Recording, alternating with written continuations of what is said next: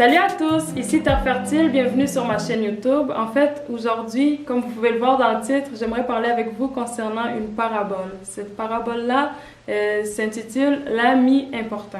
En fait, une parabole, c'était une façon que Jésus-Christ enseignait à ses disciples ainsi qu'aux gens qui le suivaient. C'était une histoire qu'il pouvait raconter qui avait à la fin une morale et cette morale-là devenait l'enseignement. Donc, au lieu d'utiliser des versets bibliques, de lire des livres qui étaient sacrés avec des lois, etc., lui, il racontait des histoires tout simplement qu'on nomme paraboles et ces histoires-là devenaient un enseignement pour les gens. Donc, que tu sois chrétien ou pas, que tu connaisses la Bible ou pas, cette histoire-là te faisait comprendre qu'il y avait une morale et il y avait aussi un enseignement à tirer de ça, quoi. Donc, cette parabole-là se trouve dans Luc chapitre 11.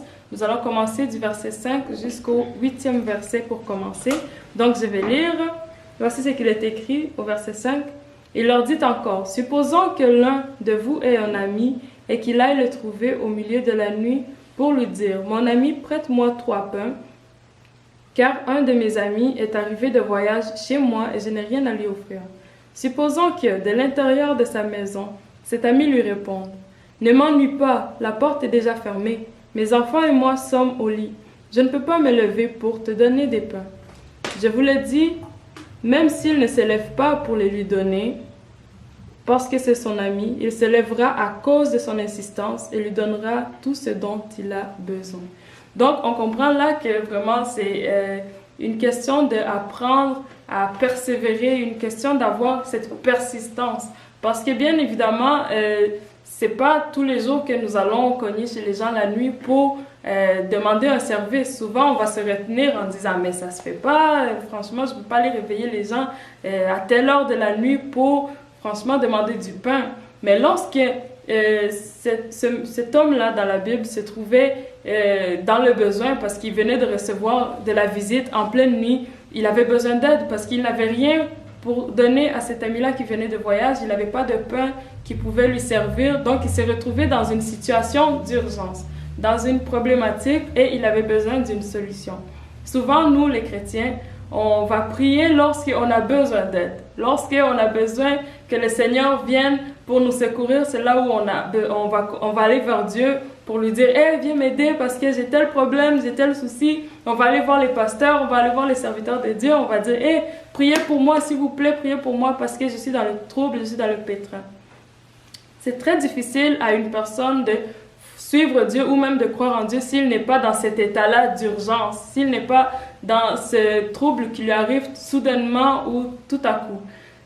Bien évidemment, il n'était pas prêt à ce qu'il reçoive de la visite pendant la nuit. Toutefois, il a su où aller cogner pour recevoir ce dont il avait besoin.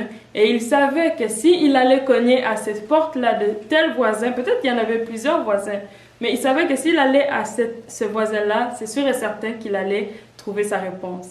Même si le voisin était endormi, même si le voisin était en train de rêver, lui, il savait que peu importe, je vais cogner jusqu'à ce qu'il me donne parce que je sais qu'il a ça chez lui, alors que moi, j'ai pas ça. Alléluia! Notre Dieu est fidèle et Jésus-Christ donnait vraiment des enseignements dignes d'un enseignant.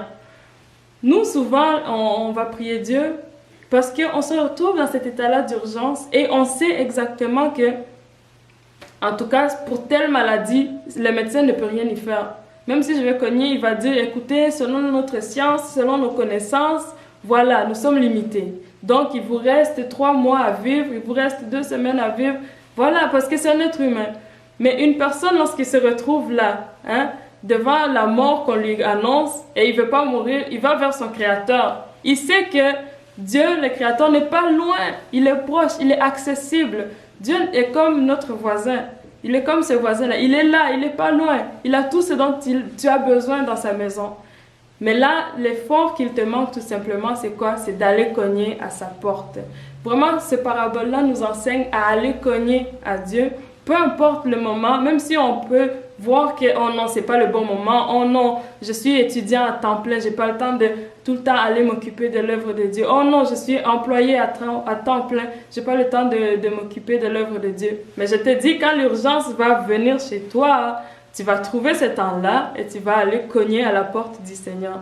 D'où pourquoi cherchons Dieu vraiment et n'ayons pas peur d'aller lui demander. Mais c'est aussi la persistance où cet homme-là avait la foi que même si son ami dort, il a ça chez lui et il va lui ouvrir la porte. Et ça nous le dit très bien, même si cet ami-là n'avait pas envie de lui ouvrir alors que c'est son ami, tout simplement parce qu'il est dérangé d'être réveillé de son sommeil, il va tout faire pour lui donner, pour avoir enfin la paix. Et c'est pareil pour Dieu.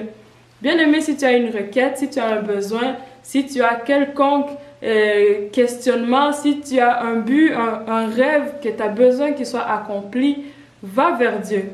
Prie, demande-lui, même si ça devient la nuit, même si ça devient minuit, même si ça devient l'automne, l'hiver, peu importe la saison que tu traverses, peu importe les difficultés, cogne à la porte de Dieu. Je te dis qu'à un moment donné, il n'aura pas le choix de te répondre, pas nécessairement parce que souvent nous les êtres humains, on ne mérite pas non plus le bien que Dieu fait pour nous. C'est pas parce que nous sommes saints ou que nous sommes parfaits, mais tout simplement parce qu'il est Dieu, et tout simplement parce que lui aussi va dire, franchement, cette personne-là persiste beaucoup. Donc à cause de ça, là, à cause de cette persévérance-là, c'est là où des fois Dieu même, il dit en tout cas, ça c'est une preuve de foi, je dois lui donner ce qu'il me demande, bien-aimé. Alors nous allons lire le verset 9 et 10 pour compléter, ça dit ceci, et moi je vous dis, demandez et l'on vous donnera. Cherchez et vous trouverez. Frappez et l'on vous ouvrira. En effet, tous ceux qui demandent reçoivent. Celui qui cherche trouve et l'on ouvrira à celui qui frappe. Bien évidemment, peut-être cet homme-là, ça faisait 3 semaines qu'il venait de passer sans pain dans sa maison, sans nourriture. Peut-être ça faisait 3 jours qu'il n'avait même pas bu du jus ou de l'eau. On ne sait pas dans quelle situation il était, ni dans quel contexte. Son voisin a toujours été là et il a toujours eu ce pain-là, peut-être dans sa maison, mais le courage d'aller cogner, ça, il ne l'avait pas. Et souvent dans nos vies, on devient inquiet, pas nécessairement au niveau spirituel, mais aussi dans la vie quotidienne.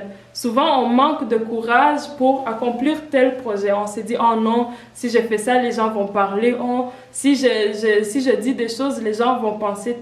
Donc, il y a toujours des craintes qui nous empêchent d'aller voir les gens, d'aller cogner. Mais lorsqu'il y a quelque chose qui vient nous saisir, il y a un état d'urgence qui vient nous saisir, c'est là où on trouve le courage.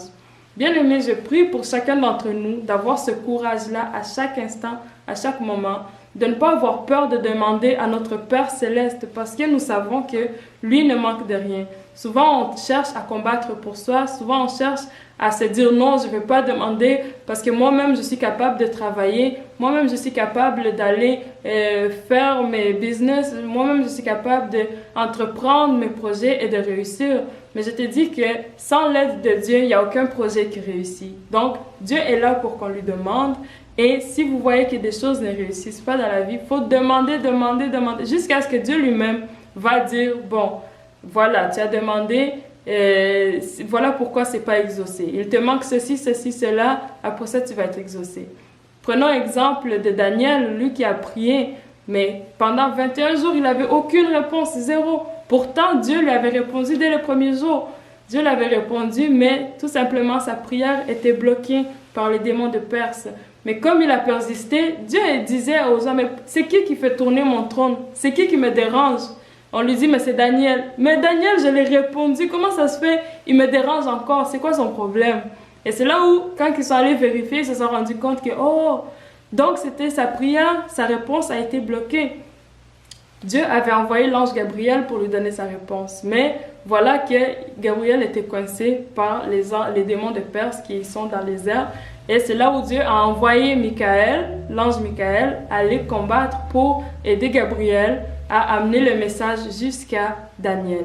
Mais nous aussi, c'est de cette façon-là que nous devons nous y prendre. Cette parabole-là nous enseigne à persister dans la prière jusqu'à obtenir ce dont nous avons pour ne pas rester dans une situation de panique ou d'urgence. De ne pas avoir peur de foncer, de ne pas avoir peur de demander, de réclamer, de prophétiser sur sa vie et de savoir que c'est nous-mêmes qui devons faire cet effort-là d'y aller et ensuite toutes choses seront ouvertes. Amen.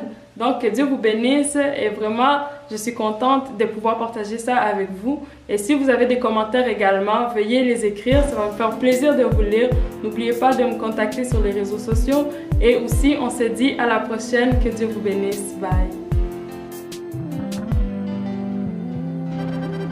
Oui, Seigneur, je m'approche humblement de ta présence, fatigué de mes limites.